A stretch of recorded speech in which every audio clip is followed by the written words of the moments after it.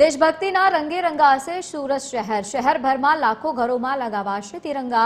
હર ઘર તિરંગા અંતર્ગત મનપાએ કમર કસી છે। મનપાની ટીમ ઘરે ઘરે તિરંગાનું કરી રહી છે વિતરણ। 15મી ઓગસ્ટના રોજ શહેરભરમાં હર ઘર તિરંગા અભિયાન હેઠળ હર ઘરમાં તિરંગો લગાવવામાં આવશે। હર ઘર તિરંગા હર ઘર સ્વચ્છતા નામની અનોખી થીમ છે।